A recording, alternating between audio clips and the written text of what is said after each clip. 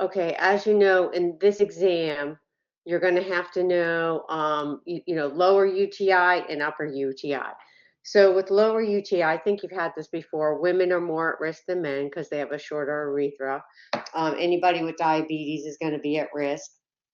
Postmenopausal women with low estrogen levels are going to be at risk. Um, the symptoms, I think you already know, the frequency, the urgency. Um, Urine may smell bad, and they may complain like they feel like they can't empty their bladder. Now, the treatment includes antibiotics, and make sure you tell, I almost said students, make sure you tell patients they have to take the whole course of antibiotics, not just take it until they feel better. Okay. If they, have a rash or they get hives, they need to stop the medication. If they're taking a quinolone like ciprofloxacin, the big thing with that is it's going to make them photosensitive. Now, don't get that confused with photophobia.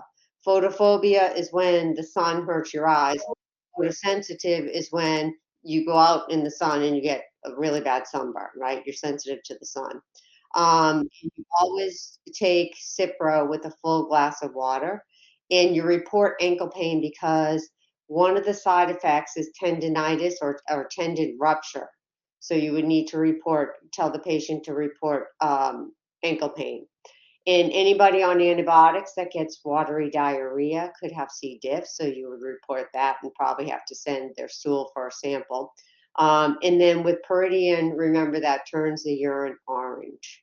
Okay, so your client education, I kind of already mentioned most of this stuff, like finish your antibiotics. Everybody should be emptying their bladder every 3 to 4 hours, voiding before and after sex.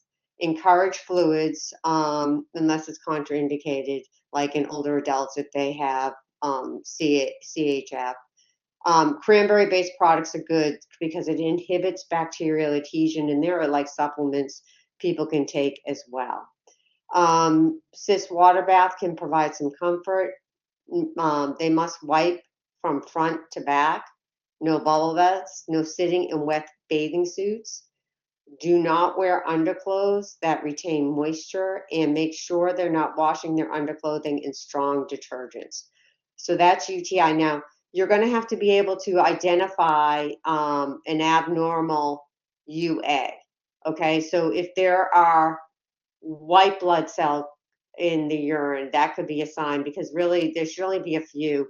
Same with red blood cells, there should only be a few.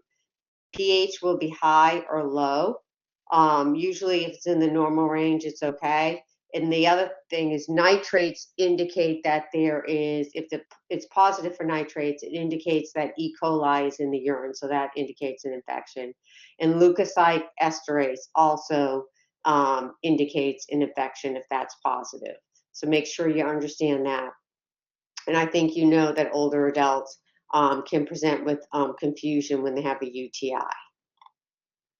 All right, now the difference between an upper UTI and a lower UTI. Well, an upper UTI occurs in the kidney, and this pyelonephritis occurs in the kidney pelvis, and it's an ascending infection of the kidney, and that means the bacteria crawls up into the kidney.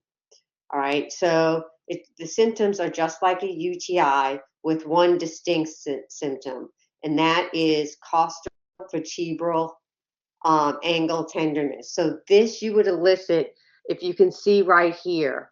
Okay, it's on the flanks, and you percuss the flanks, and the patient complains of pain because you're punching on the kidney right there. Okay, so that's important to know. And they may have more systemic symptoms like fever, chills, and tachycardia, tachypnea. If they start getting hypotensive, I would be worried, especially if it's an older adult, that they had urosepsis. And they'll present confused, which I think you know. Okay, this is just going over the UA again. Imaging. Okay, so if somebody needs a KUB, that's just an X-ray, so make sure they're not pregnant, remove jewelry.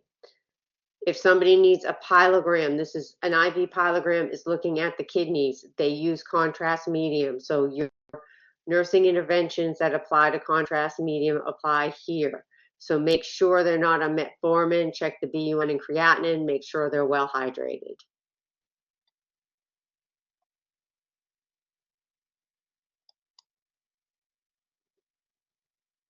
Um, with renal failure, acute kidney injury, and chronic kidney disease, the BUN in the acute kidney injury in the algoric phase, in chronic kidney injury, the BUN and creatinine are going to be elevated, and the creatinine clearance is going to be decreased. Okay, so that's important to note.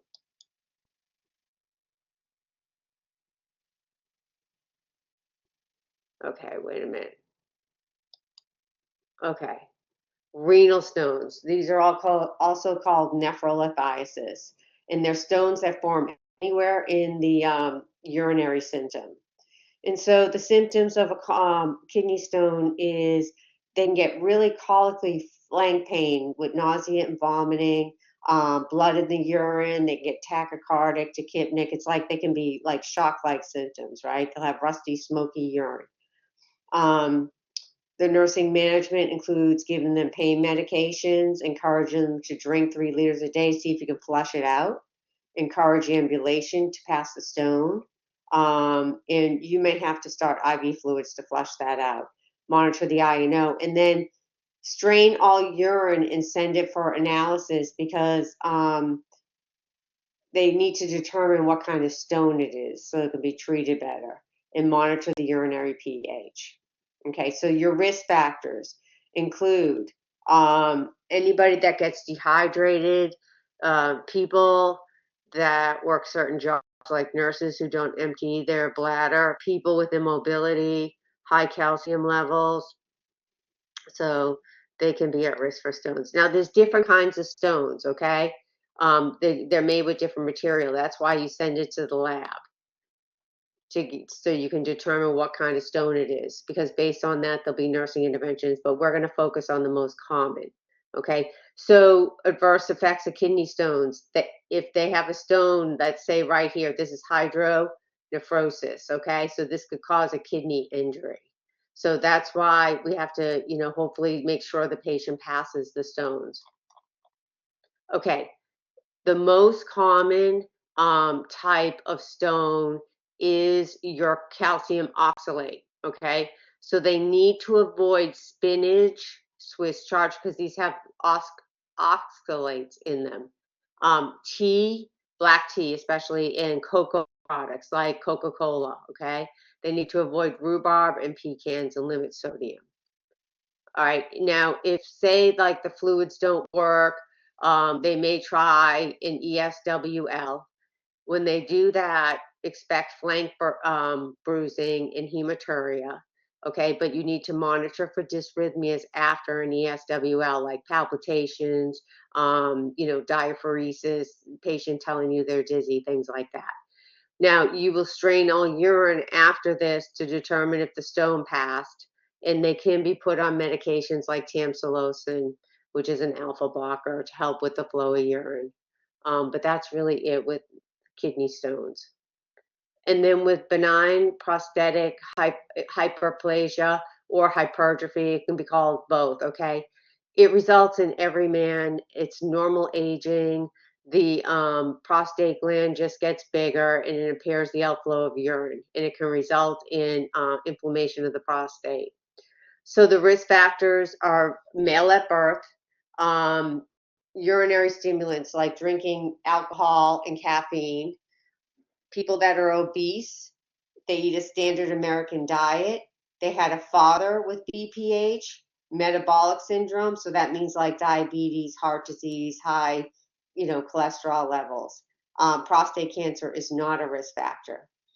So your signs and symptoms include frequency, urgency, nocturia greater than 4 a night. So that means getting up to use the restroom 4 times a night. They have a poor stream, and they have trouble getting the stream to start. okay, and stop. Okay, so they have a hard time voiding, and they sense that they can't empty their bladder completely. Some men experience like straining and need to apply pressure on their bladder. They could have ejaculation pain and also pain on urination. And some men do dribble and complain of dysuria. Okay, so the patient can develop kidney disease if urine continues to back up into the ureters. So you have to make sure that they are emptying their bladder. The UA is going to show, it's going to look like they have an infection. So WBCs, their CBC, their WBCs will be elevated if their prostate is inflamed. Um, and then the digital rectal exam. Okay, so that will show an enlarged, smooth prostate. Now, if the provider is going to do that, if they want a PSE, they have to get a PSE before they do the digital rectal exam, or the PSE, the prostatic specific antigen, is not going to be a valid test. Okay, so I'm sorry, it's PSA is the abbreviation. So before the test, the man cannot have ejaculated for 48 hours before, because it's going to skew the results. There are no food restrictions. Anybody over 50 should have it done. Anybody at risk should have it done. And the PSA does increase with age. And if the man has had an UTI in the last 6 weeks, it can elevate the PSA. So greater than 4 needs to be investigated. So just because they have a high PSA doesn't always mean they have prostatic cancer. It could be for BPH or inflammation of the prostate. Medication. So finasteride, they may take that, but that finasteride is not going to work right away. It could take up to 6 months working, and also females should not handle that med because it can be toxic to pregnant women.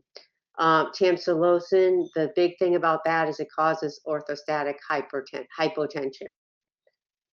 Okay, now if they're really uncomfortable, they can have a TURP, which stands for transurethral resection of the prostate. And the post-op care is the patient is going to have a continuous intermittent bladder irrigation. This is highly tested. Definitely know everything you need to know about this. Okay. So when I worked in the PACU, we did a lot of these. And when they would come, it was like Groundhog Day. They would wake up and they'd be like, I gotta pee. They'd practically like climb out of the bed because it's a big like retention Foley, okay? And it's taped to their leg. And you let me see, I got a picture of it. Okay, so you have these like 2 bags. They're like 3,000 ml bags, and they're saline. And you irrigate the bladder um, through these continuous bladder irrigation sets, a Murphy set, we call them. And what your goal is to keep the urine, irrigate enough with enough fluid to keep the urine like a light rosé color, right? You never want to see bright red blood because that means that arterial bleeding, but it also you need to stay ahead of that. Okay, so make sure that doesn't happen. You also have to make sure that there is output. Okay, because what happens is because this TERP goes in and they like rotor basically the prostate, there's going to be like little tiny blood clots in the urine, and that it gets stopped up in the Foley. So you have to like make sure you are continuously irrigating the bladder. It's rosé color.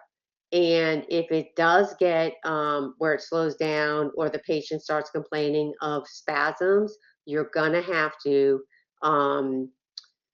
take a 50 ml piston syringe and irrigate that to dislodge the clots. That's really important. They're going to be at high risk for DVT because they had pelvic surgery, so to speak. And after 3 days, they usually DC that catheter, and then their urine should be amber by that time. So when they go home, all right, there's no heavy lifting or sex for 2 to 6 weeks. They need to increase their fluids. Okay, but remember about the bladder irrigation. That's really important, the colors you want to see. And also dislodging any Foley that becomes obstructed. Okay, now on this exam, you're going to have acute kidney injury and also chronic kidney disease.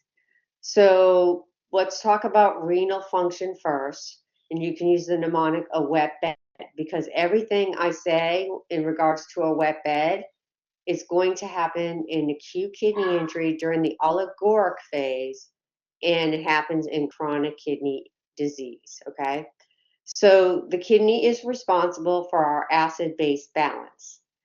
So if somebody has kidney disease and their kidney cannot regulate their acid-base balance, they're going to have metabolic acidosis with Kussmaul's respiration. So that means they'll have a low pH and a low bicarb. Okay, so your nursing interventions, dialysis for severe acidosis, okay? If somebody has a non-functioning kidney, the kidney is not going to be able to remove water from the body. So the patient is going to have signs of fluid overload, like crackles, tachypnea, tachycardia, short of breath. Pink frothy sputum always means pulmonary edema. They'll have low O2 sats. And the soccer means bloated, like it's like edema all over the body. Feelings of impending doom and vein distension. So those are all signs of fluid overload because the kidney cannot remove water from the body.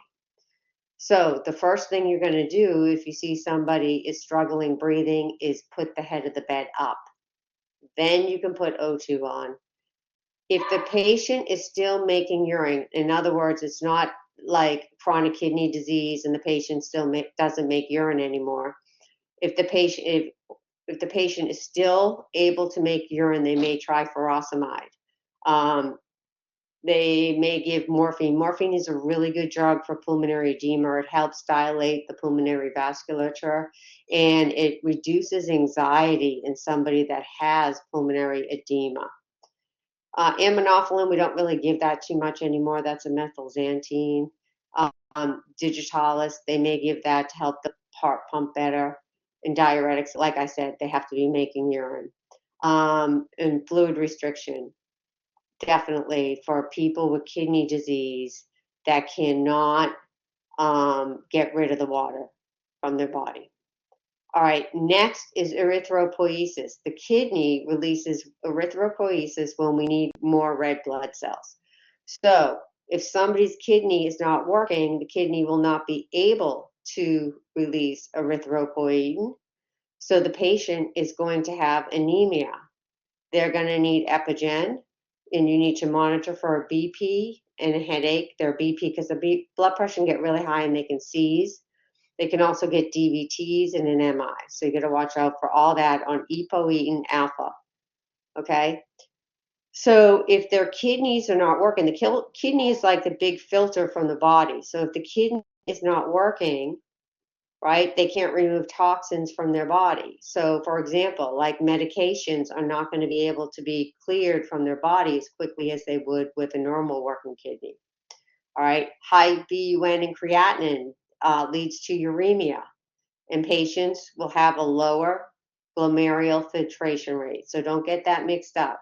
If somebody has chronic kidney disease or they're in the oligoric phase of acute kidney injury, they're going to have high BUN and creatinine, and they'll have a lower glomerular filtration rate. Okay?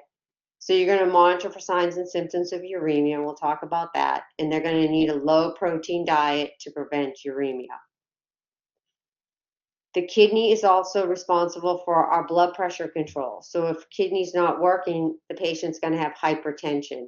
So it's treated with ACE inhibitors, calcium channel blockers, and beta blockers. With the ACE inhibitors or the ARBs, it can increase their potassium. So you do need to monitor that closely because the kidneys are also involved with electrolyte balance. So if the kidney is not working properly, the patient's going to have a high potassium, which, as you know, can lead to dysrhythmias, a high phosphorus, and a low calcium, because phosphorus and calcium live in an inverse relationship, and the patient can have osteodystrophy. So, like people with chronic kidney disease can have pathological fractures due to this. They'll have a high magnesium level and a high sodium, so they need a low sodium diet. All right. So for the high potassium, we can give K-exalate, which is PO. Okay. But if it's really high, they're going to give insulin and dextrose to get that potassium inside the cell. Dialysis and dialysis could be done to if the potassium's high, or diuretics if they're still producing urine, like a loop diuretic will get that potassium down. For high phosphorus, they need to avoid high phosphorus foods. They have to take binders with all meals, phosphate binders. Low calcium, they may take a vitamin D supplement and encourage calcium in the diet. Okay, so avoid magnesium containing antacids because their body cannot get rid of it. And for vitamin D, if you have a kidney that's non-functioning, your vitamin D cannot be activated and you will have a low calcium level. All right, so again, the wet bed findings occurs in the oliguric stage of AKI and chronic kidney disease. Uremia is affects every body system. It is neurotoxic and toxic to mucous membranes and serous membranes. So the patient can be confused. They can get pericarditis, pleuritis. They can have stomatitis because it's irritating to mucous membranes and it's neurotoxic. Okay.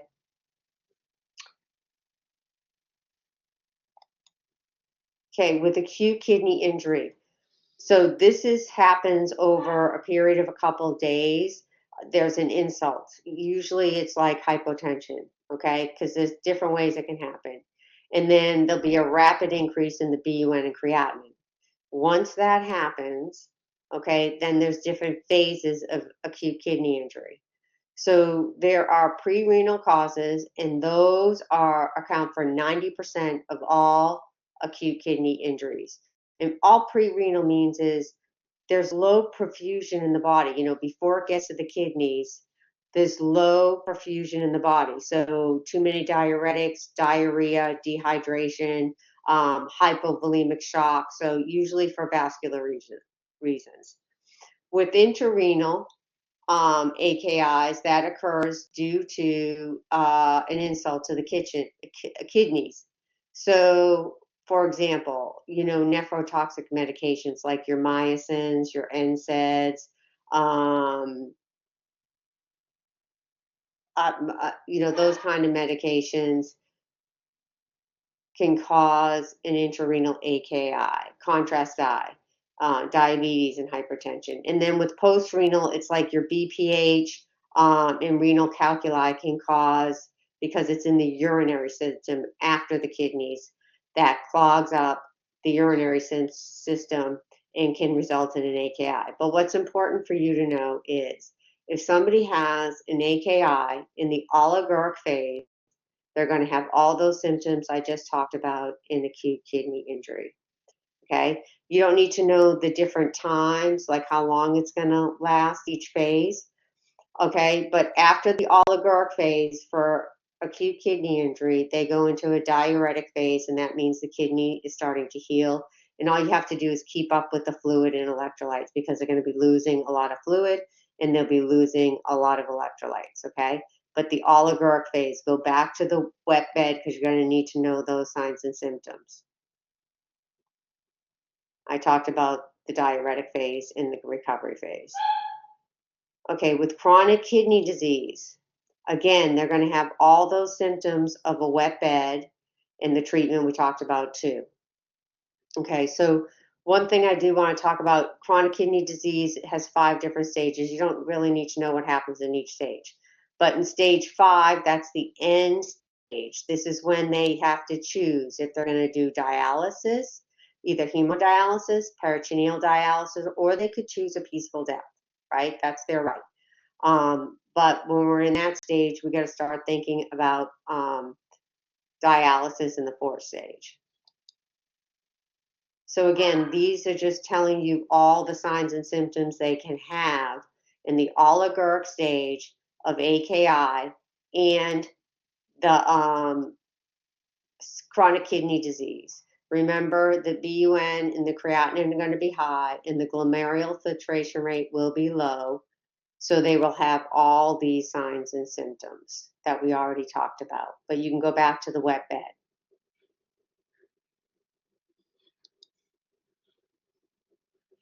Okay, so when somebody's going to have hemodialysis, they need access, right? So they can put in this little perm cath, and it's supposed to be temporary, but I have seen patients use it for a long time. It's usually it's going to be put in the subclavian vein, or it could be an internal jugular, and that they'll have their dialysis through this. Now, only the dialysis nurse uses this cath. You don't use it for IV fluids. You don't use it to draw your blood. Only the IV nurse, no CVP. Okay, so before hemodialysis, you have to weigh the patient before and after. They're going to be at risk for bleeding because you give a ton of heparin during that. You know the antidote is protamine sulfate. Okay, during dialysis, they can have disequilibrium syndrome where they get really confused. Okay, so they just, usually the treatment is to slow it down. And then hypotension is something else that can happen because they're taking off fluids, so that makes sense, right? And so they're not allowed to eat before they come, like 30 minutes, because that takes, or eat during dialysis because that takes the blood flow to the gut, and then it can make them more hypotension. Anemia, we talked about that. Air embolism, they can get that, so they would have like a sudden chest pain and sudden shortness of breath.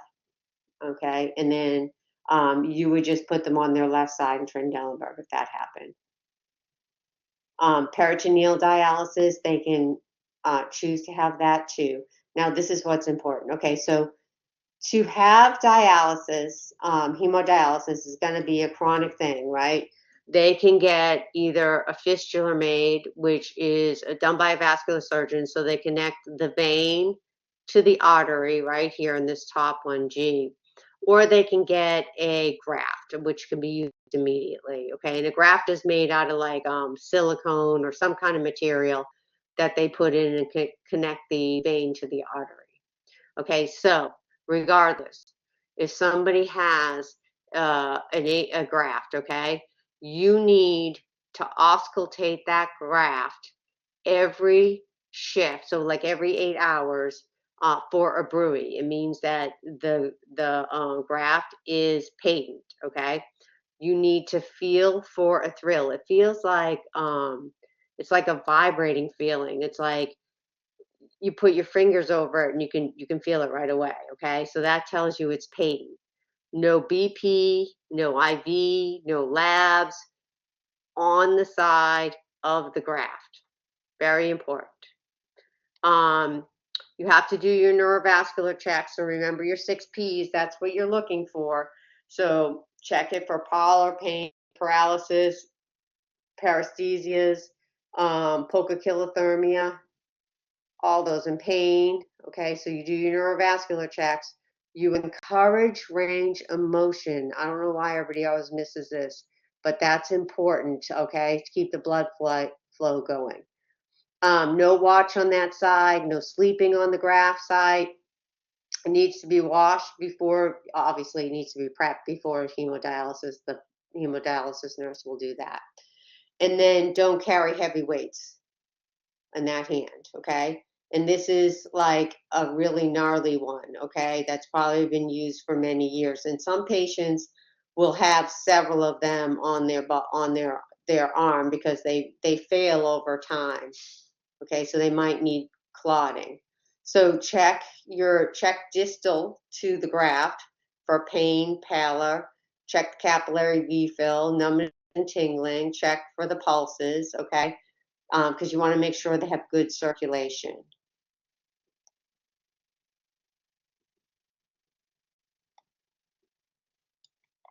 Okay, with peritoneal dialysis, it's good for people that like want to travel. They have the cognitive ability to do all the stuff they have to do for it because it can be quite time consuming. Um, so peritoneal dialysis, they take the peritoneal diacylate and they fill their peritoneum, like their abdomen, with this fluid, let it dwell, and then drain. Okay, so they can fill like 1 to 2 liters over 20 minutes into their abdomen. Now, when they first get first start peritoneal dialysis, it's going to take a while for them to get stretched out, so they're not going to be up to their full amount right away, and it can be quite painful for them in the beginning. um, and then so the complications include protein loss. They can have hyperglycemia. They can perf their bowel. Okay, they can get peritonitis, tunnel infections, weight gain.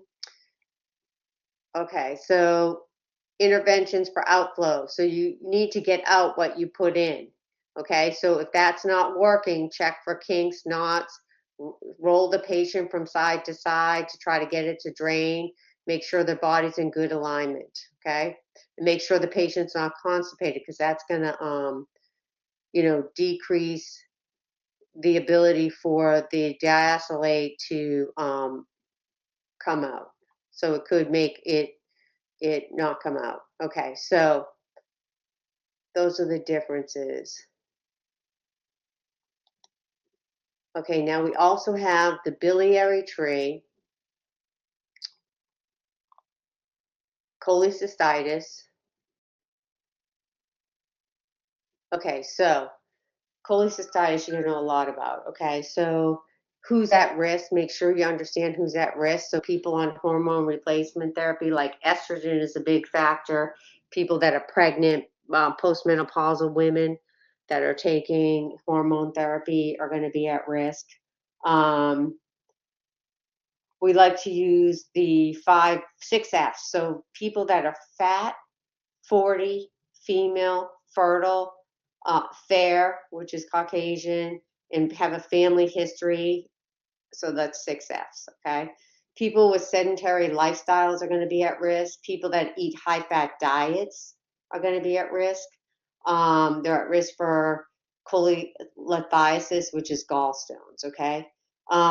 People with a BMI greater than 30, so obese people with malabsorption syndromes like Crohn's disease, or people that go on like crazy diets that they want to lose a lot of weight, that can cause gallstones.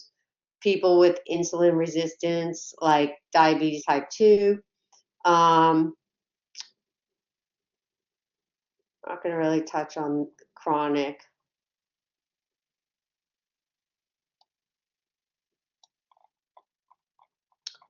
All right, so if somebody has gallstones, the provider can choose to do nothing.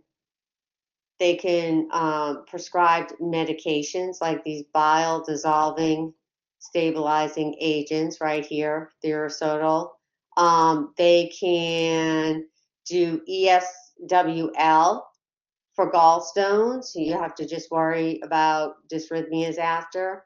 Um, or they can do surgery. Or they don't have to do anything.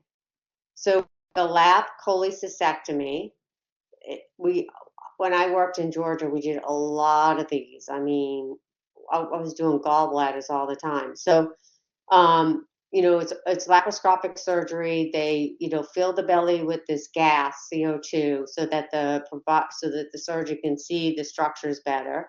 And then they get these 4 little 2x2s. When they come out and see that belly looks like it's still got a little gas in it. Okay, so if they complain about pain in the right shoulder, get them up to ambulate. Okay, that's the best thing for gas pain after. They can have a heating pad, unlike most surgeries, and they can resume their normal activities in 1 week. And they need to avoid gas producing food and beverages like sodas. Okay, and introduce fatty foods one at a time. All right, so cholecystitis, I'm going to do the signs and symptoms here. Okay, we talked about who's at risk. Okay, so the signs and symptoms, D over here, pain in the right upper quadrant with radiation to the shoulder, especially after eating fatty foods. They're going to have a temp because it's cholecystitis, it's inflammation of the gallbladder. High WBC count because it's inflammation. They'll have rebound tenderness, Murphy sign, which is elicited by the provider on palpation when the patient is breathing in the right upper quadrant. They'll have nausea and vomiting, eructication, which is burping and flatulence. They'll be anorexic. They'll feel full. It's diagnosed with an ERCP or an MRCP, HIDA scan, ultrasound. And the treatment, one of the treatments is cholecystectomy. Okay. Patients can also be told to lose weight as treatment. That could be another thing they do.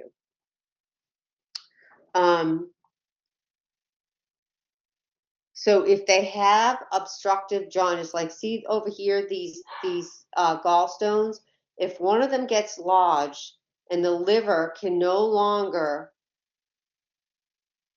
flow bile, or the bile starts backing up to the liver is going to get stressed. It's going to release enzymes, so the LFTs are going to be elevated. The bilirubin is going to be elevated. Okay, so they'll get jaundice. They'll have really itchy skin, burning of skin. They'll have dark, foamy urine, clay-colored stools. They can't eat fatty foods, and fever. Okay, so the diet for somebody that has cholecystitis is low fat, high fiber, but avoid gas-producing foods. And they may need fat-soluble vitamins and bile salts.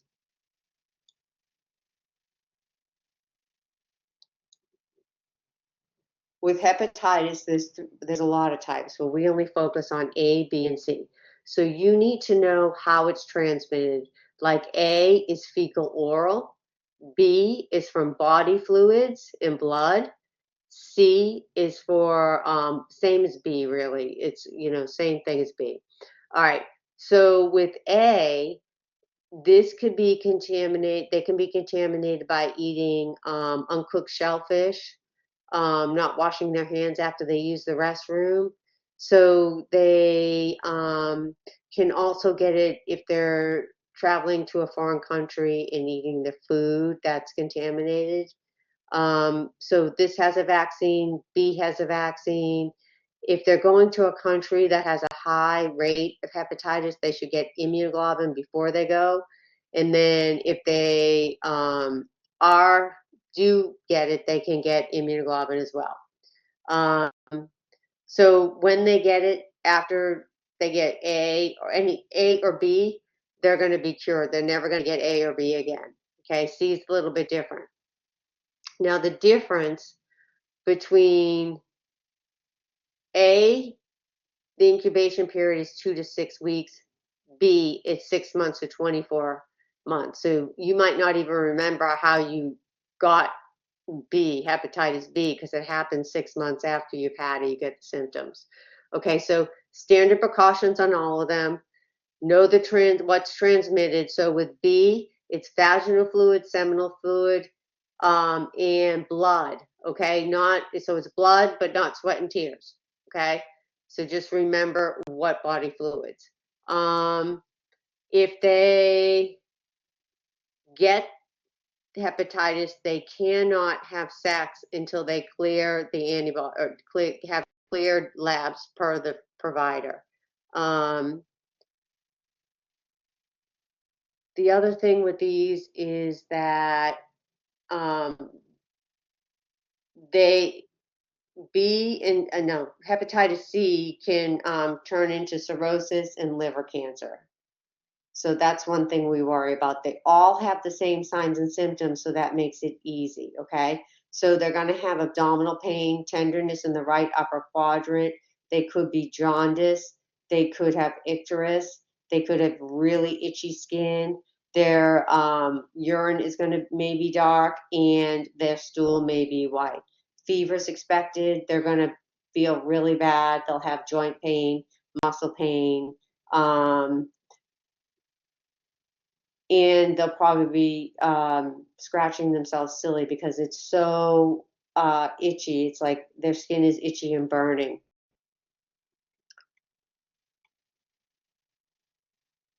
Okay, and standard precautions for everybody with that. All right, with cirrhosis, the big thing about cirrhosis is usually when it gets to the healthcare um, realm, it's there at the end because cirrhosis is insidious. Like it occurs over a period of 10 to 15 years, sometimes even longer than that, before somebody has, has end stage cirrhosis. Okay. So somebody may not even realize they have it until they start exhibiting some of the end type symptoms. Okay. So the first one is portal systemic encephalopathy. And the encephalopathy occurs because the liver can no longer break down protein in the body from the diet. And the end result is that ammonia circulates in their system. Okay. So they have a high ammonia level, which is highly neurotoxic. So they're going to have asteristics, which is hand flapping, okay, or wrist flapping. They're going to be tired and have fatigue, yet they will be up all night and sleep all day. They could be have slurred speech, so they could be like presenting as kind of drunk, but they're not. They're going to have a loss of their concentration. They have mental status changes. I talked about sleeping all day and being up all night. They could have a Babinski reflex, which only children are supposed to have. They'll have hand tremors, also neuropathy, peripheral neuropathy. Okay, so that's encephalopathy. Now, the thing with encephalopathy, if somebody doesn't have it and starts having a symptom, you got to report that right away because there's 4 different stages and you don't need to know the different stages. This is what you do need to know. If somebody, like let's say somebody all of a sudden gets confused and they have end stage cirrhosis, you got to get them on the lactulose protocol to get that ammonia out of their body so that that you can get them back down. That's what I'm trying to say. You can um you can kind of reverse it for the most part. Okay. And then respiratory assessment, because they develop ascites, okay, the fluid in the peritoneal cavity, it makes it hard to breathe. It's like, when you're pregnant and you try to breathe at the end of your pregnancy.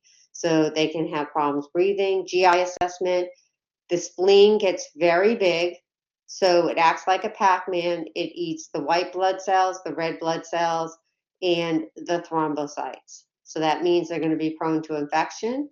They're going to be anemic, can be tired, and they could have, bruising, purpura, etc. They early on they'll have hepatomegaly, but over time, as the liver fibrosis, the liver is going to shrink. Okay. They'll have hemorrhoids, clay-colored stools. Their breath will smell. It's like musty smell. It's called feta hepaticus. They're going to have vomiting, anorexia, and nausea. And then the endocrine findings, because their liver cannot detoxify hormones, okay, they're going to have palmar erythema, so their hands will turn red. They'll have spider angiomas, and the pubic hair shape will change in men from diamond to triangle. They'll have gynomastica, testicular atrophy, and women will be amenorrheic and infertile. Okay, skin, they're going to be jaundiced and have icterus. They'll have poor skin turgor. They'll have purpura, excoriations. This is an excoriation from scratching. Okay, bruising, spider angiomas I talked about. Monitor the CBC and platelets and coagulation studies because they're going to be at risk for bleeding. So again, I talked about the big spleen and eating all the cells. And they'll be short of breath because of the anemia and fatigue.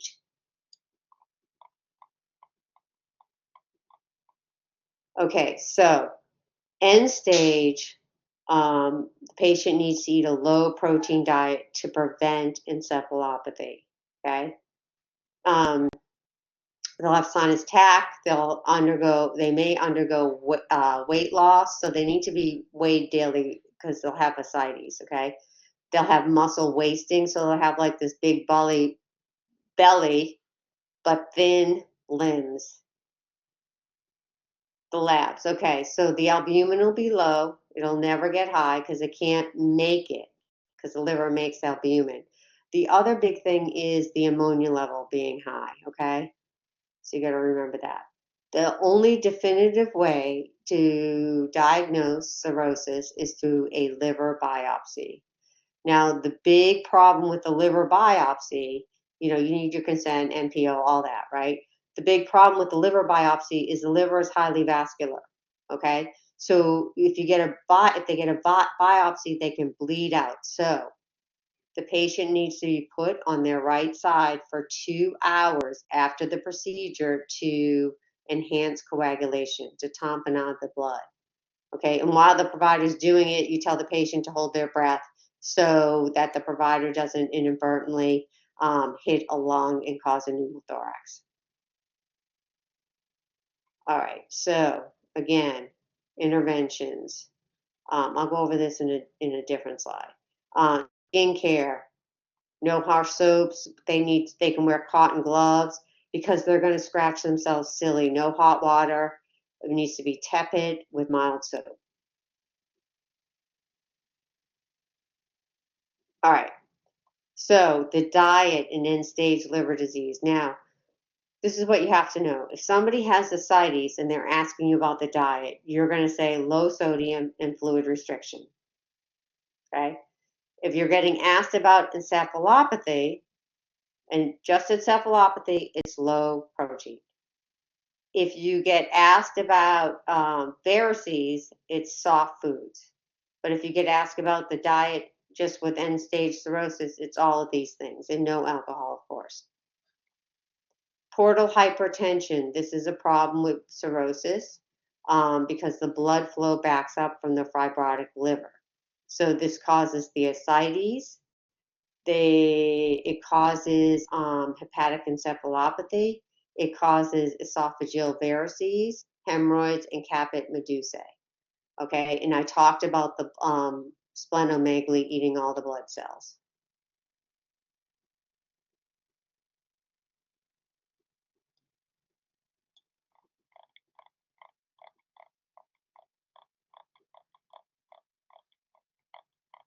Okay, interventions. Everybody to prevent, manage hemorrhage because if their esophageal varices start to bleed, that's a medical emergency. Okay, everybody needs to be screened. Everybody with cirrhosis needs to be screened for varices. They'll be put on propranolol to decrease their chance of bleeding. There's 2 medications if they're having an episode of bleeding. One is called octreotide, and that is safe for patients with coronary artery disease or that have had an MI, or vasopressin, which is a good drug, but not safe for people that have had an MI. Okay. They're going to go to endoscopy to get banding, which is like banding hemorrhoids, or to get sclerosed. So, anyways, bottom line is they go to endoscopy. All right, this is a Stensaken Blakemore tube. It's like an NG tube with balloons to tamponade the bleeding. Not very common, wouldn't worry about that. If they have an episode of bleeding, you may have to replace the blood with FFP, packed red blood cells, platelets, but you also have to make sure you're watching the neuro assessment very closely because as they digest blood is digested as protein. They may get encephalopathic after it, okay? So monitor that. I talked about the Stensaken tube. I talked about vasopressin, octreotide, and portal systemic encephalopathy, the signs and symptoms of that.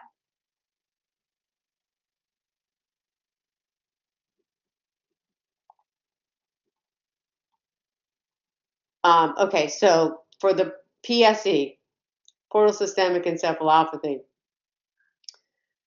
the interventions include giving lactulose. Okay, so lactulose helps patients excrete ammonia through the stool. So you want to see 2 to 3 soft BMs a day. Monitor the potassium because they could lose potassium in their stool. Assess for changes in LSC. Hopefully the asteristics is going to get better if they had it. Okay, if the asteristics is a new sign, you would report it. The interventions for ascites, okay, they could get furosemide, they could get spironolactone to, try to get the fluid out. They're going to be on I's and O's. You're going to measure the abdominal girth daily, daily weights. They need a low sodium diet, maybe a fluid restriction, and they may undergo paracentesis. Okay, so make sure they empty their bladder, they get weighed before and after, they have to sign a consent, monitor for shock because they take off a lot of fluid. Okay. All right, so they can get peritonitis spontaneously because they can't fight infection. So we're going to go over peritonitis in a different area. Um, Patient teaching, no drinking alcohol. They have to have a soft food diet. This is end stage, okay? No Tylenol, no canned food because it's high in sodium, no peanut butter because it's high in sodium, and soft food, low protein.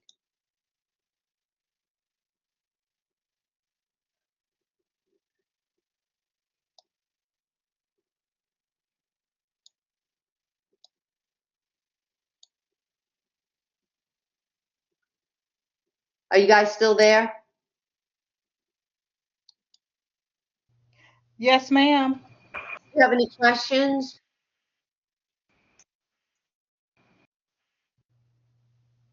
No, ma'am. Just a lot of information. Yeah, yeah, it No, is. ma'am. Okay. Nobody has questions? All right, let's do pancreatitis. So pancreatitis is caused by something that triggers the pancreas to release digestive enzymes early. And those two things are usually alcohol and biliary stones. Okay, so those are the most two common. I mean, there's a million reasons somebody can get it, but those are the two most common reasons. Okay, so the patient presents with pain in the mid-epigastric to left upper quadrant, can radiate to the back, flank, or shoulder. It's continuous, intense, and boring, meaning they feel it going through their body. Okay? Pain is made worse by lying down, so you need to tell patients to bend their knees to their chest. And they can do it like fetal position, or if they're supine in the bed with the head elevated, that's good. But keep their knees bent. Okay. Expect that they're going to have a temperature. They could have that. We talked in class about Cullen sign, so that's bruising around the umbilicus, and Gray Turner's bruising of the flanks. Okay, so this is what it would look like, Gray Turner sign, and that indicates intraperitoneal and peritoneal retroperitoneal bleeding. Okay, so you're looking for that. The abdominal assessment, make sure you know the sequence of abdominal assessment. Okay, so inspect also because you want to look for these signs, right? Auscultate the bowel sounds. Okay, so they could be absent or decreased. If they're passing flatus or having a BM, that is the best indicator of the return of peristalsis. Okay, so pancreatic ascites can cause a dull sound on percussion, and they're going to be probably too tender for you to palpate, but that's the correct sequence. Inspect, auscultate, percuss, and then palpate. All right. So usually pancreatitis is just treated sportively. So they'll come in, their lipase and amylase levels will be high, okay? And you're just kind of waiting for them to come back down. So the priority is going to be respiratory assessment because pancreatitis can cause ARDS, acute respiratory distress syndrome, and also fluid resuscitation because they're going to be MPO. The enzymes can cause like fluid shifts in the body, so they're going to need fluids. Okay. Um, they need to be MPO to control the pain. They need to be on bed rest to control the pain because it decreases metabolism. They're going to be on a PCA. They can get antiemetics to make them feel better. They're going to have a low calcium level. So remember the Chavostex and trosiosine, which is right there. Okay, so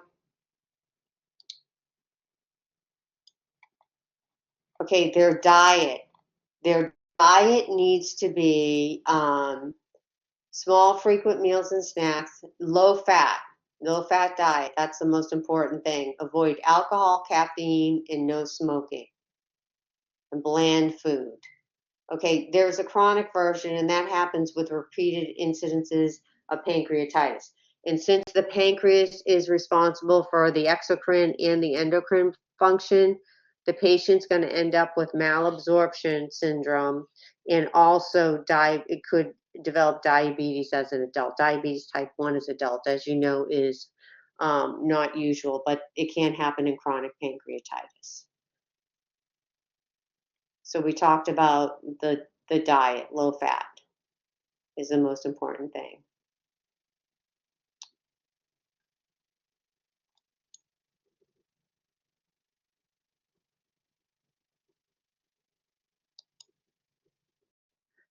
Here we go. Fecal occult blood tests and stool samples. Okay, the big deal about this is that you have to tell the client not to eat red meat, poultry, and fish for 3 days because it has blood in it, right? The DNA is going to have blood in it. So that's why you tell them not to eat those kind of foods, okay? And the ova and parasite would be testing is for somebody that has diarrhea, okay?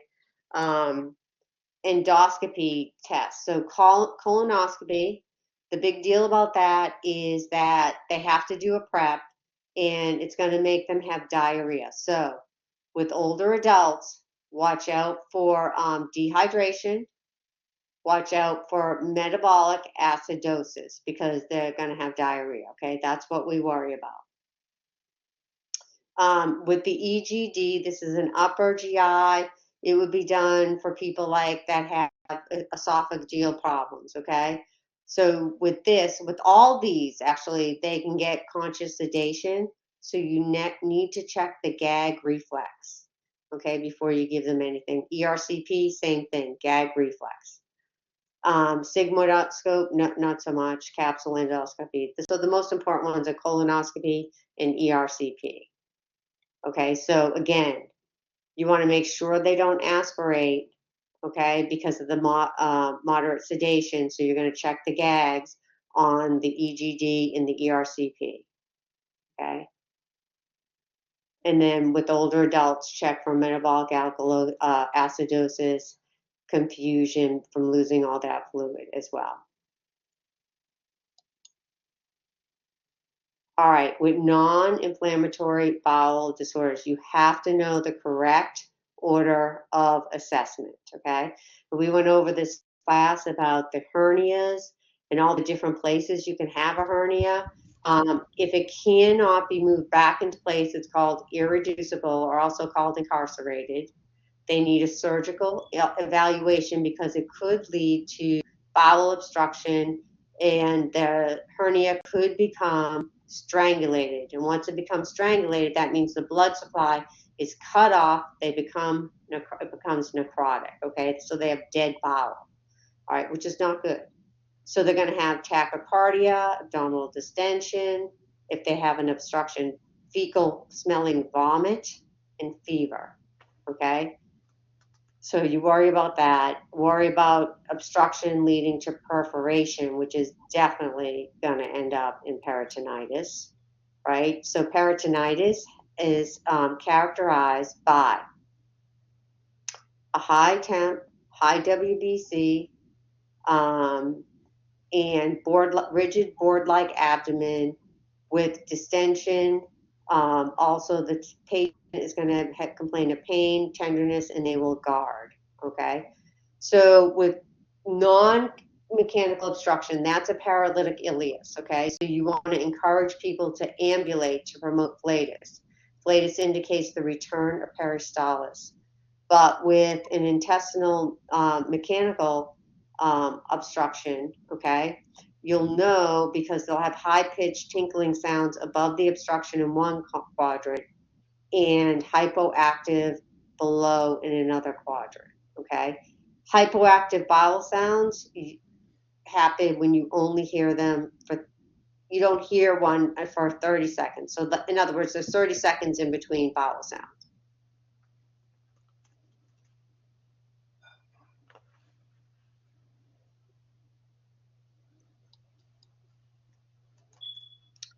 All right, with GERD and with peptic ulcer disease, the big thing, the causes, they're all the same, right? Alcohol, smoking, um, taking NSAIDs. So they'll be put on like IV omeprazole, which you don't take PRN, right? You take it, they should be taking it around the clock. And then they need to avoid alcohol, caffeine, smoking, all that stuff when they do it. Of course, with peptic ulcer disease, you're worried that they can bleed or have a perforation.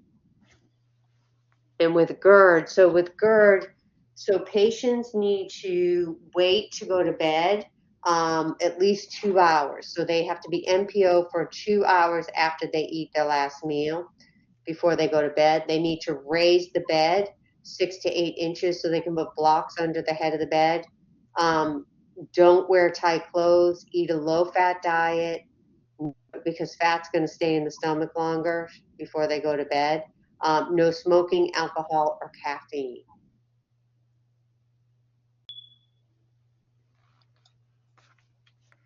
All right, with enteral feedings, the big things with enteral feedings are they can be intermittent or continuous.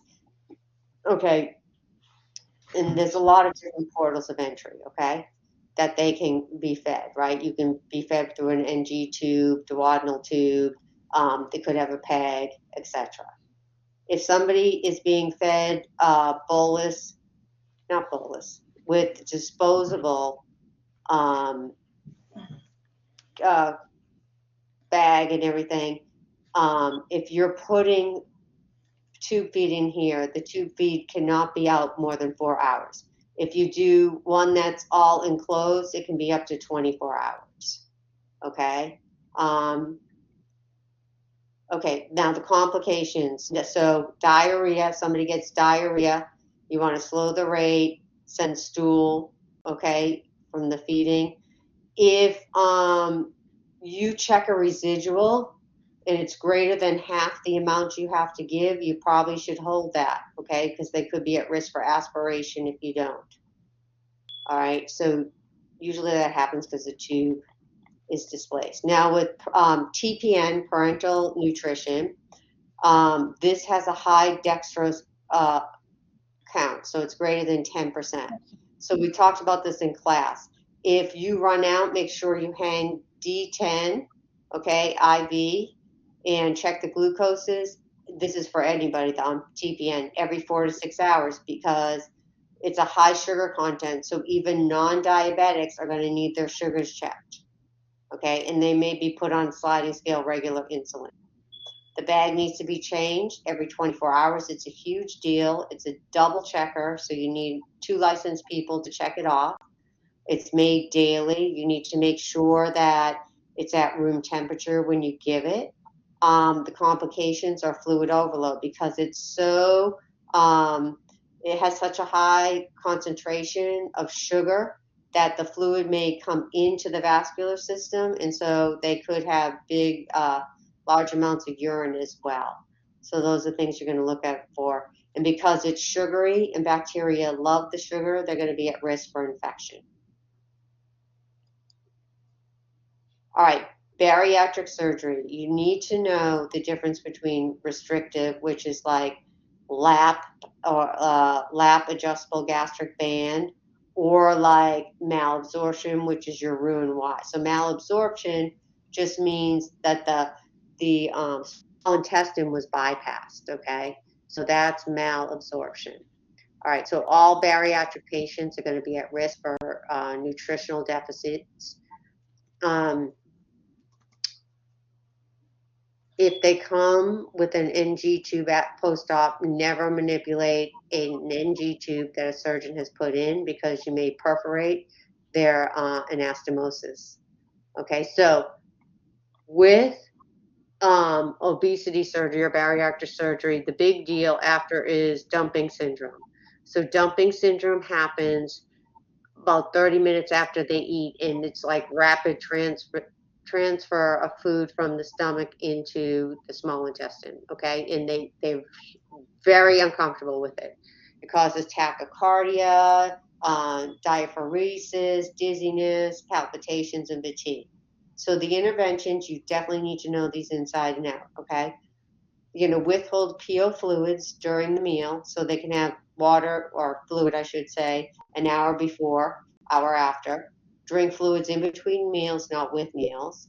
It's caused by eating refined sugar, so limit sweet drinks, limit milk products as well. They need to eat 6 small meals a day. Eat slowly and chew well, and lie down after meals to slow stomach emptying. High protein, high fat, low fiber, and low carb. So you need to know all that.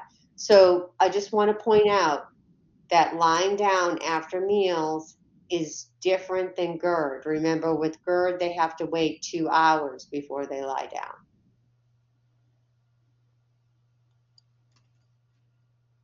All right, stomatitis, you had this in MedSurg 1. Okay, it is irritation and inflammation of the mouth. So avoid spicy foods.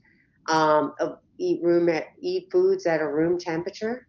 Okay, eat soft foods. Avoid alcohol-based mouthwashes, and they should rinse out their mouth before they eat. Okay, and then use gentle those toothbrushes if their mouth is really in pain. Okay, with ostomies, we went over this in class. You need to know what a stoma should look like. Okay, shiny, red, and wet. Okay, not purple.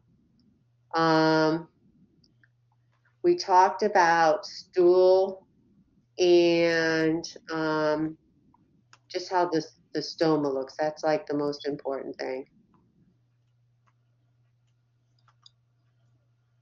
All right, we did go over inflammatory bowel disease in class, and we, compared and contrasted Crohn's and ulcerative colitis. So I would definitely know these nursing medications, not medications, nursing implications, what we need to do for them. Okay, with the appendix, remember McBurney's point. We've talked about that in class. It's inflamed, so they are going to be guarding, have pain, have rebound pain, have fever, increased WBCs, and if they end up with peritonitis, okay, that could happen if it ruptures. So they'll have a board-like rigid abdomen. You need to know the symptoms of peritonitis. High WBC, abdominal tenderness with guarding, distension, tachycardia. No heating pads because it may rupture if you use a heating pad. And we worry about young women because they could become sterile if they ruptured their appendix. Okay, so if they do rupture, the pain's actually going to get better, and that's not a good sign if the pain gets better before they have surgery. All right, with diverticulosis and diverticulitis, diet is going to be low fiber progressing to high fiber. Um, okay, I think I went through practically everything.